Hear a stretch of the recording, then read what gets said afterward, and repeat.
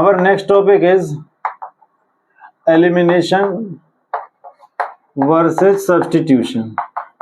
डालिए heading versus substitution.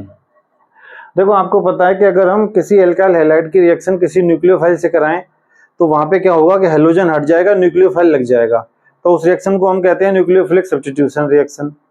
लेकिन अगर हम एल्काइल हैलाइड को किसी बेस के संग रिएक्ट कराएं तो वहां पे क्या होगा, बेस क्या करता है, एलिमिनेशन रिएक्शन करवा देता है। हमने पढ़ा है ना कि when base react with the alkyl halide तो वहां एलिमिनेशन रिएक्शन हो जाती है, ठीक है। तो और आपको मालूम है न्यूक्लियोफाइल बेस की तरह भी बिहेव कर सकता है, तो इसका मतलब न्यूक्लियोफाइल अगर न्यूक्लियोफाइल की तरह ही बिहेव कर रहा है तो वो करवाएगा न्यूक्लियोफिलिक सब्स्टिट्यूशन रिएक्शन। और अगर न्यूक्लियोफाइल करने लग गया बिहेव किसी बेस की तरह तो वो कौन सी रिएक्शन करवा देगा, एलिमिनेशन रिएक्शन।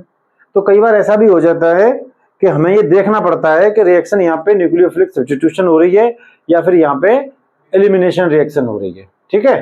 देखो इसको हम एक एग्जांपल की हेल्प से समझने की कोशिश करते हैं। देखो जरा ध्यान दीजिए, जैसे कि मान लो मेरे पास है CH3C और ये CH3O नेगेटिव, ठीक है। अब इसकी रिएक्शन मैं करवा रहा हूं।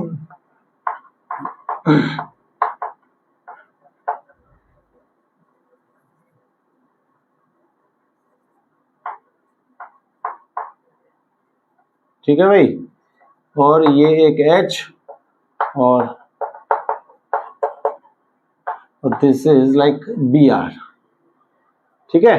तो ये क्या हो गया आपका CH3 CH और ये CH3 और ये क्या है Br। So this is alkyl halide, कोई दिक्कत है इसमें नहीं। ये क्या है आपका, दिस इज ए न्यूक्लियोफाइल। भाई न्यूक्लियोफाइल क्या होते हैं, electron rich species, negatively charge species को हम क्या कहते हैं, न्यूक्लियोफाइल, ठीक। अब एक बात सोचिए आप, ये पहली बात तो ये बताओ ये कौन सा एल्काइल हैलाइड है, this is 2 degree alkyl halide. बोलो यस और नो, 2 डिग्री एल्काइल हैलाइड है कि नहीं है। भाई हेलोजन जिस कार्बन पे लगा है उस पर 2 एल्काइल ग्रुप लगे हुए हैं, एक ऊपर और एक नीचे लगा हुआ है CH3, तो ये 2 डिग्री एल्काइल हैलाइड है और दिस इज आवर न्यूक्लियोफाइल। अब आपको मालूम है कि 2 डिग्री एल्काइल हैलाइड में ठीक ठाक सा स्टीरिक हिंड्रेंस होता है। अगर एल्काइल हैलाइड 3 डिग्री होता है तो उसमें बहुत ज्यादा स्टीरिक हिंड्रेंस होता है, बता चुके हैं सब कुछ पहले ही। तो न्यूक्लियोफाइल कार्बन पे अटैक करता ही नहीं है, फिर कौन सी रिएक्शन होती है, SN1। और अगर 1 डिग्री एल्काइल हैलाइड होता है ना, या मिथाइल हैलाइड होता है तो उस केस में स्टीरिक हिंड्रेंस बहुत ही कम होती है, छोटे छोटे ग्रुप होंगे H, तो स्टीरिक हिंड्रेंस बहुत कम होती है, तो उस केस में आसानी से अटैक हो जाता है और रिएक्शन कौन सी हो जाती है, SN2। लेकिन ये 2 डिग्री एल्काइल हैलाइड है जिसमें बहुत ज्यादा स्टीरिक हिंड्रेंस भी नहीं है और बहुत ही कम स्टीरिक हिंड्रेंस भी नहीं है, इसमें मॉडरेट स्टीरिक हिंड्रेंस होती है, ठीक है। तो अगर हमारा न्यूक्लियोफाइल स्ट्रांग हुआ तो वो पहुंच भी जाएगा कार्बन तक, मतलब थोड़ी बहुत स्टीरिक हिंड्रेंस है उसको दरकिनार करते हुए कहां पहुंच जाएगा, कार्बन तक, और रिएक्शन कौन सी करवा देगा, न्यूक्लियोफिलिक सब्स्टिट्यूशन। लेकिन अगर हमारा न्यूक्लियोफाइल बहुत ज्यादा पावरफुल नहीं हुआ तो वो कार्बन तक नहीं पहुंच पाएगा, ठीक है। वो थोड़ी बहुत जो स्टीरिक हिंड्रेंस है उसका मुकाबला ही नहीं कर पाएगा, फिर वो क्या वेट करेगा कि पहले यहां से हेलोजन निकल जाए तब मैं आगे से अटैक कर दूंगा, और फिर रिएक्शन कौन सी हो जाती है, SN1। याद है नहीं याद है। फिलहाल आप ये देखो कि यहाँ पे आपका एक न्यूक्लियोफाइल है, बड़ा ही हैवी सा न्यूक्लियोफाइल है, साइज में बहुत बड़ा है ये, दिस इज बल्कियर न्यूक्लियोफाइल। कैसा न्यूक्लियोफाइल है, बल्कियर। अब इसके पास 2 ऑप्शन है, अगर ये यहाँ अटैक कर देता है कार्बन पे तो रिएक्शन कौन सी होगी, न्यूक्लियोफिलिक सब्स्टिट्यूशन रिएक्शन। भाई ये कार्बन पे अटैक कर दिया और यहाँ से Br चला गया तो रिएक्शन कौन सी हो गई, न्यूक्लियोफिलिक सब्स्टिट्यूशन रिएक्शन है। हेलोजन चला गया और न्यूक्लियोफाइल आके जुड़ गया। एक दूसरा ऑप्शन और भी है, क्योंकि ये साइज में बहुत ही बड़ा है, तो देखो यहाँ वैसे ही स्टीरिक हिंड्रेंस ठीक ठाक सी है, बड़े बड़े ग्रुप लगे हुए हैं, नहीं तो स्टीरिक हिंड्रेंस वैसे ही ठीक ठाक है, तो वैसे ही इसके पास कार्बन तक पहुंचने के लिए जगह कम है। दूसरा क्या है, इसका खुद का साइज भी तो बहुत बड़ा है, तो खुद का साइज इतना बड़ा है कि ये यहाँ पे कार्बन तक नहीं पहुंच पाएगा। पहले से ही यहाँ बड़े बड़े ग्रुप लगे हुए हैं, 2 तो लगे हुए हैं, तो ठीक ठाक से स्टीरिक हिंड्रेंस तो यहाँ पहले से ही है, तो ये अटैक करके कार्बन तक नहीं पहुंच पाएगा यहाँ पे। तो ये क्या करेगा, साइज में बड़ा होने की वजह से कार्बन पे अटैक नहीं करेगा, क्योंकि इसको बहुत ज्यादा स्टीरिक हिंड्रेंस का मुकाबला करना पड़ेगा। यहाँ पे भी ग्रुप लगे हुए हैं बड़े बड़े, यहाँ भी स्टीरिक हिंड्रेंस है और खुद भी साइज में बड़ा है, तो खुद भी स्टीरिक हिंड्रेंस क्रिएट कर देगा, तो ये कार्बन तक पहुंच ही नहीं पाएगा, तो ये कार्बन तक जाने का कोशिश भी नहीं करेगा। ये फिर क्या करेगा, ये यहां से किसी एक H को अपने संग जोड़ लेगा, H पॉजिटिव को, ठीक है। तो अब होगा क्या कि यहां से जैसे ही कोई H इसके पास आएगा तो इस बॉन्ड के अंदर 2 इलेक्ट्रॉन है कि नहीं, वो दोनों इलेक्ट्रॉन आ जाएंगे इधर, वो दोनों इलेक्ट्रॉन कहां जाएंगे, इधर, और यहाँ पे सिंगल से डबल बॉन्ड होने वाला है। लेकिन जैसे ही यहाँ डबल बॉन्ड होगा वैसे ही कार्बन पर टोटल नंबर ऑफ बॉन्ड कितने हो जाएंगे, फिर 5। भाई 4 तो पहले से ही है, 1 2 3 और 4, एक बॉन्ड और आ गया तो यहाँ पर कितने हो जाएंगे, 5 बॉन्ड। तो जैसे ही ये H यहाँ निकल के जाएगा वैसे ही 2 इलेक्ट्रॉन इधर आएंगे, एक बॉन्ड बनने वाला है, और नया बॉन्ड बनेगा उससे पहले ये अपने 2 इलेक्ट्रॉन लेके यहाँ से निकल जाता है। और जैसे ये 2 इलेक्ट्रॉन लेके यहाँ से निकलेगा तो हमारे पास क्या प्रोडक्ट होगा वो आप मुझे बताइए। यहाँ पे जो C है उसमें ऊपर अब क्या रह गया, एक H, एक ये और एक ये H तो चला ही गया, तो यहाँ पे क्या आ जाएगा, CH और H, और यहाँ बॉन्ड कितने लग गए अभी ऊपर, डबल, और यहाँ पे क्या है CH, नीचे फिर वही रहेगा, ऐसा क्या है, ऐसा ही। बोलो तो ये क्या बन गया आपका, दिस इज एल्कीन।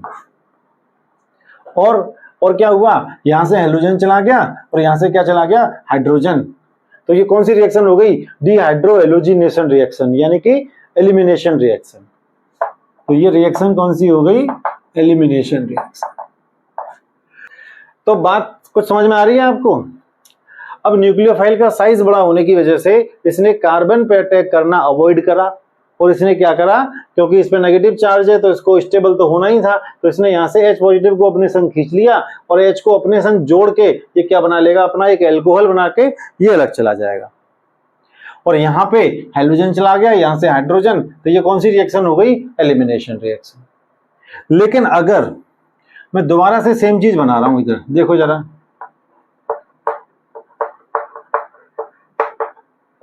ठीक है, फिर से मैं बना रहा हूं इस तरीके से।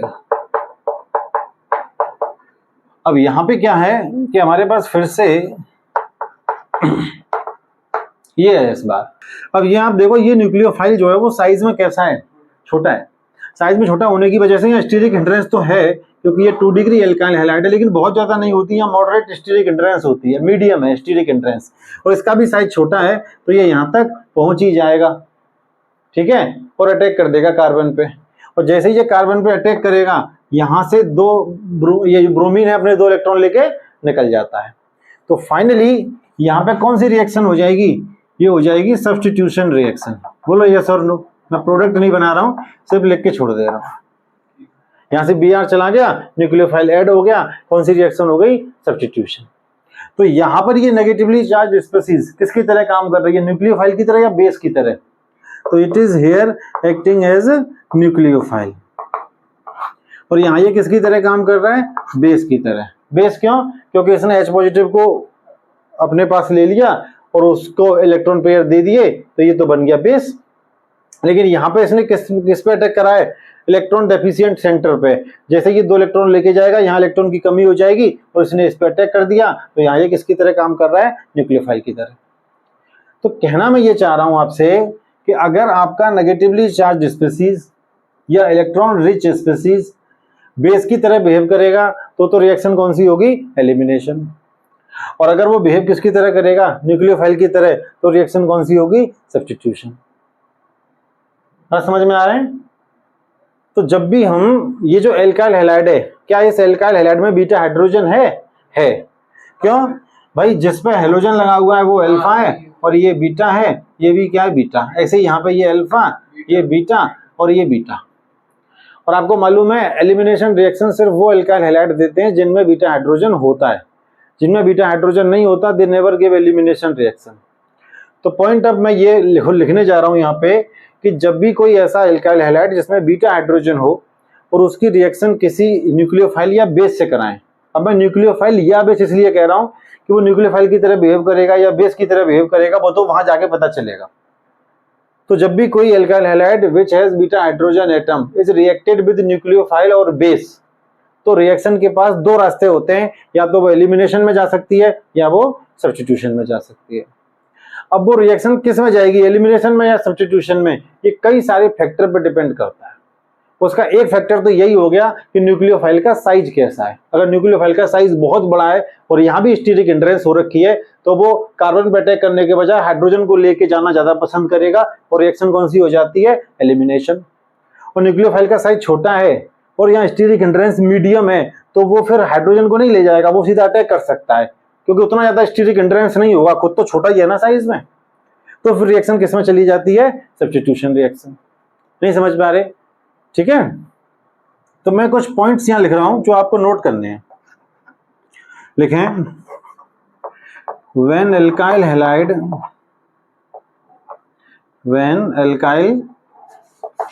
halide with beta hydrogen atom is reacted with nucleophile और बेस, है ना। अब पता नहीं वो किसकी तरह बिहेव करेगा, दोनों मानना है हम तो, ठीक है। तो जब भी किसी अल्काइल हैलाइड की रिएक्शन जिसमें कि बीटा हाइड्रोजन एटम हो, किससे करवा दें, न्यूक्लियोफाइल या बेस से, देन क्या होगा साहब, then reaction has two routes. Reaction पे कितने रास्ते हैं, रिएक्शन हैज टू रूट्स। कौन कौन से रूट्स हैं रिएक्शन पे बताओ, एलिमिनेशन, या तो रिएक्शन एलिमिनेशन में जा सकती है, एंड सब्स्टिट्यूशन, या फिर रिएक्शन किस में जा सकती है, सब्स्टिट्यूशन में, ठीक है। आगे अब रिएक्शन कौन सा रूट लेगी, एलिमिनेशन में जाएगी या सब्स्टिट्यूशन में जाएगी, ये कई सारे फैक्टर डिसाइड करते हैं, ठीक है। तो आगे आप लिखें, which route is taken by reaction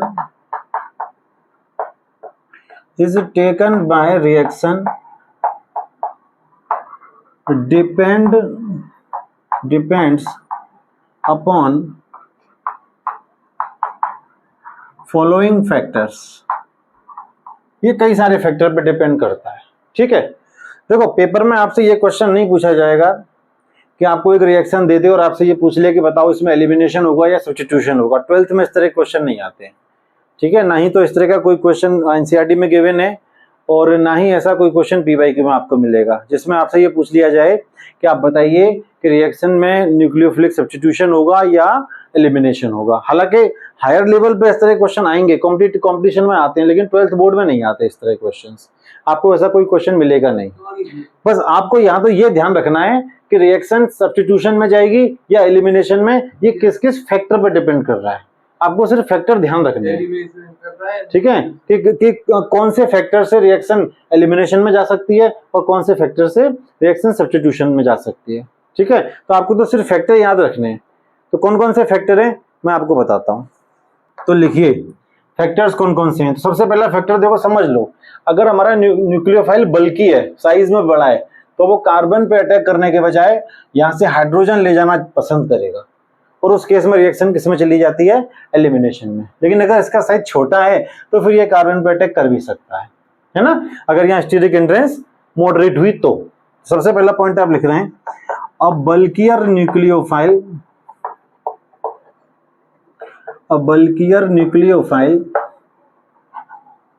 prefer to act as a base by abstracting hydrogen from alkyl halide rather than attack on tetrahedral carbon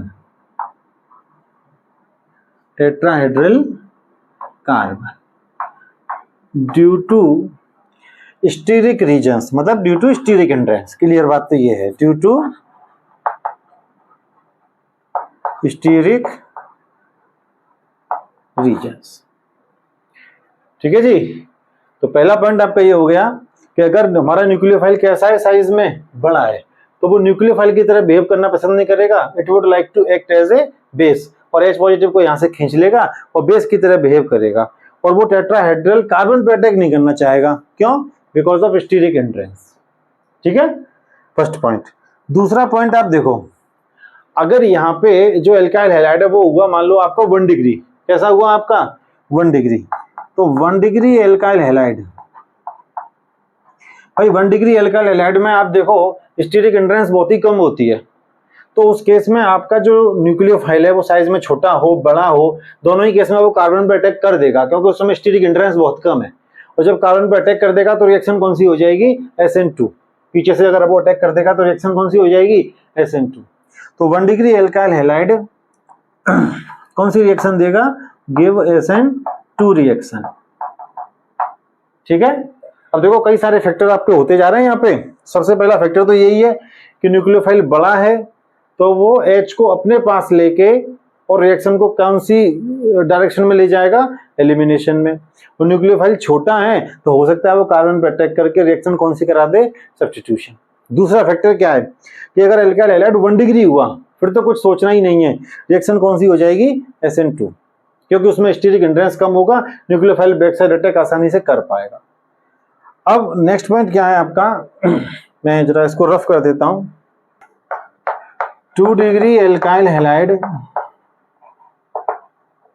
लिख लो अभी समझाते हैं, can give both SN1 SN2 और एलिमिनेशन, सब कुछ दे सकता है वो, डिपेंडिंग अपॉन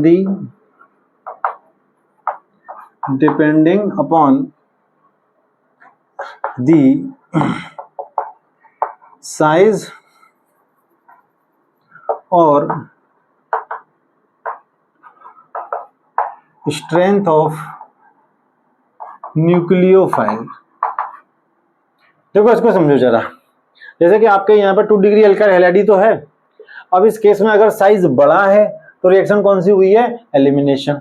न्यूक्लियोफाइल का साइज बड़ा है तो स्टीरिक हिंड्रेंस की वजह से उसने कार्बन पर अटैक नहीं करा, H को अपने संग ले गया, रिएक्शन एलिमिनेशन हो गई। और साइज छोटा है तो रिएक्शन कौन सी हो गई है, सब्स्टिट्यूशन। तो 2 डिग्री एल्काइल हैलाइड में रिएक्शन न्यूक्लियोफिलिक सब्स्टिट्यूशन भी हो सकती है, और कौन सी हो सकती है, एलिमिनेशन भी हो सकती है। एलिमिनेशन भी हो सकती है और सब्स्टिट्यूशन भी हो सकती है। एक बात और, अगर आपके न्यूक्लियोफाइल की जो स्ट्रेंथ है वो बहुत स्ट्रांग है तो वो बैक साइड अटैक कर देगा और रिएक्शन फिर सब्स्टिट्यूशन तो होगी, लेकिन सब्स्टिट्यूशन में भी कौन सी होगी, SN2, क्योंकि SN2 में कैसा न्यूक्लियोफाइल चाहिए होता है, स्ट्रांग न्यूक्लियोफाइल। लेकिन अगर आपका न्यूक्लियोफाइल वीक है तो वो क्या करेगा, फिर वो वेट करेगा कि यहाँ से हेलोजन चला जाए तब मैं जाके जुड़ूंगा, और रिएक्शन कौन सी हो जाएगी, SN1। ठीक है। तो अगर आपका 2 डिग्री एल्काइल हैलाइड है तो आपका जो न्यूक्लियोफाइल है वो साइज में छोटा है बड़ा है, उसकी स्ट्रेंथ कम है ज्यादा है, ये सारे फैक्टर डिसाइड करेंगे कि रिएक्शन SN1 होगी या SN2 होगी या फिर क्या होगी, एलिमिनेशन। ठीक। नेक्स्ट पॉइंट लिखिए, 3 degree alkyl halide can give SN1 और elimination depending upon the stability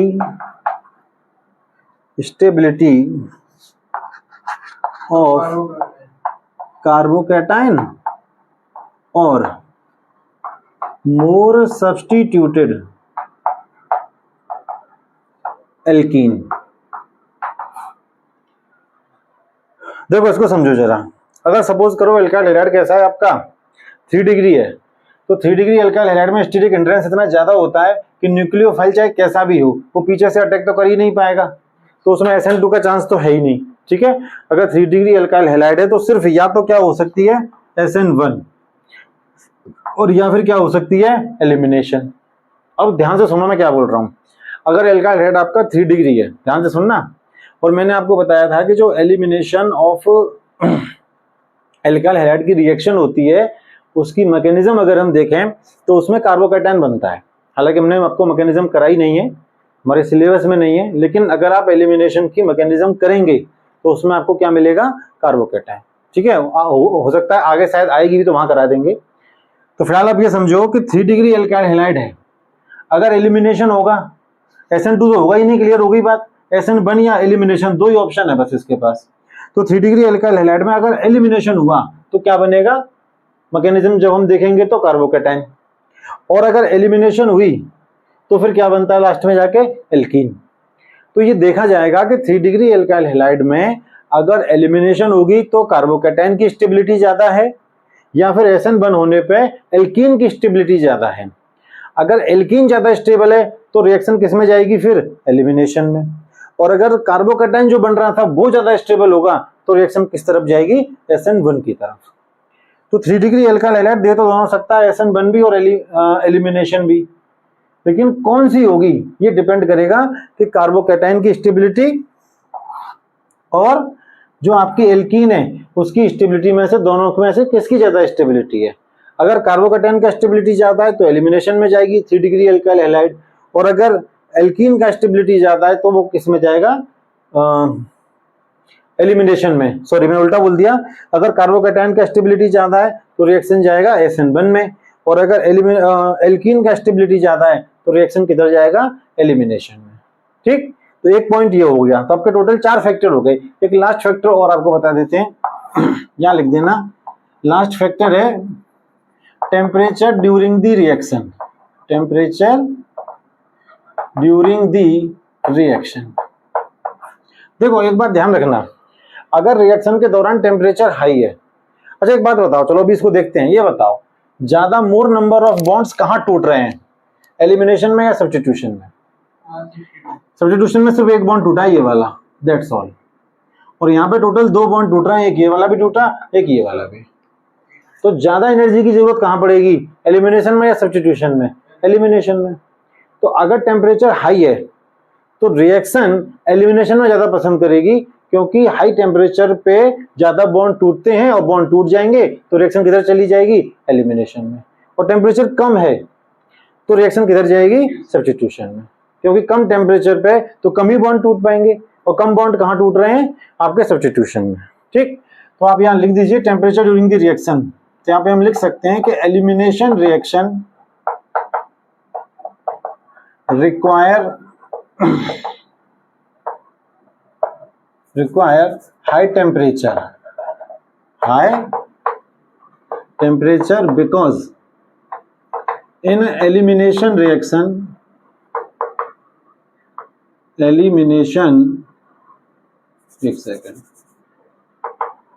because in elimination reaction more number of bonds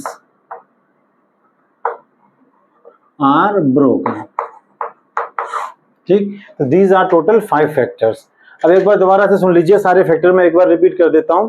कोई भी रिएक्शन के पास किसी भी एल्काइल हैलाइड, देखो ऐसा कोई एल्काइल हैलाइड जिसके पास बीटा हाइड्रोजन है, जब उसकी रिएक्शन हम किसी न्यूक्लियोफाइल या बेस से कराते हैं तो रिएक्शन के पास 2 रूट होते हैं, या तो वो एलिमिनेशन में जाएगी या सब्स्टिट्यूशन में जाएगी।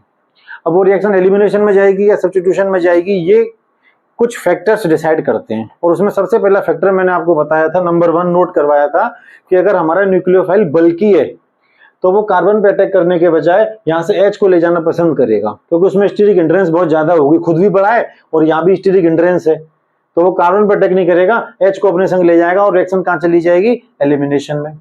लेकिन अगर न्यूक्लियोफाइल का साइज छोटा है तो वो वहां पे इतनी ज्यादा स्टीरिक हिंड्रेंस नहीं लगेगी और वो कार्बन पे अटैक कर पाएगा। ठीक है, क्योंकि यहाँ स्टीरिक हिंड्रेंस थोड़ी बहुत है, लेकिन खुद तो छोटा ही है, तो छोटा होने की वजह से कार्बन तक पहुंच पाएगा।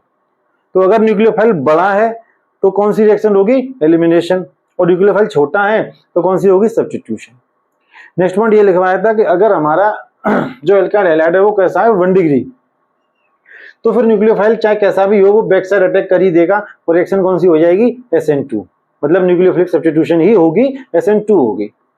और अगर हमारा एल्काइल हैलाइड कैसा है, 2 डिग्री, तो 2 डिग्री एल्काइल हैलाइड में SN1 भी हो सकती है, SN2 भी हो सकती है, एलिमिनेशन भी हो सकती है। ये किस पे डिपेंड करेगा, ये 2 चीजों पर डिपेंड करेगा, साइज और स्ट्रेंथ ऑफ न्यूक्लियोफाइल पे।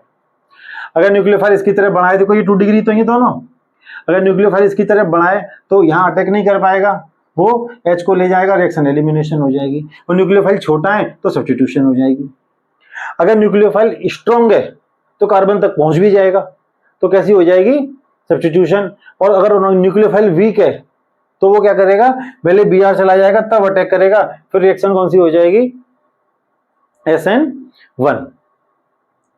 नहीं समझ में आ रहे, ठीक है ना। और नेक्स्ट पॉइंट क्या है, 3 degree alkyl halide. 3 degree alkyl halide SN2 तो कभी देगा ही नहीं, क्योंकि 3 डिग्री एल्काइल हैलाइड में स्टीरिक इंट्रेंस बहुत ज्यादा होती है, तो back side attack of nucleophile तो कभी वहां पे पॉसिबल ही नहीं होगा। तो 3 डिग्री एल्काइल हैलाइड के पास दो ही ऑप्शन है, या तो SN1 या फिर एलिमिनेशन।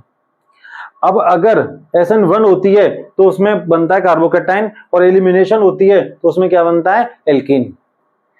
तो अगर कार्बोकेटाइन बन रहा है तो उसकी स्टेबिलिटी कितनी है, और अगर एलिमिनेशन होकर के एल्कीन बन रहा है तो उसकी स्टेबिलिटी कितनी है। तो 3 डिग्री एल्काइल हैलाइड क्या देगा, SN1 या एलिमिनेशन, ये डिपेंड करेगा कि कार्बोकेटाइन ज्यादा स्टेबल है या फिर एल्कीन ज्यादा स्टेबल है। अगर एल्कीन ज्यादा स्टेबल है तो रिएक्शन एलिमिनेशन में जाना पसंद करेगी, और अगर कार्बोकेटाइन ज्यादा स्टेबल है तो रिएक्शन कहां जाएगी, SN1 में। और एक लास्ट पॉइंट और बताया था, temperature during the reaction. Elimination reaction में more number of bonds are broken as compare to nucleophilic substitution reaction. यहाँ एक ही बॉन्ड टूट रहा है, आप देख सकते हैं सिर्फ 1, और यहाँ पे कितने बॉन्ड टूट रहे हैं, 2। तो अगर रिएक्शन के दौरान टेम्परेचर हाई है तो हाई टेम्परेचर से ज्यादा बॉन्ड टूटने में आसानी होगी, और रिएक्शन किधर जाना पसंद करेगी, एलिमिनेशन। और टेम्परेचर कम है तो रिएक्शन किधर जाएगी, सब्स्टिट्यूशन। ठीक है, so these are the factors. तो केवल फैक्टर्स को आपको ध्यान में रखना है, बाकी इस तरह का क्वेश्चन बोर्ड में नहीं आएगा जहां आपसे ये पूछा जाए कि आप ये बताओ कि एलिमिनेशन होगा रिएक्शन में या सब्स्टिट्यूशन होगा। ठीक है, तो ये है।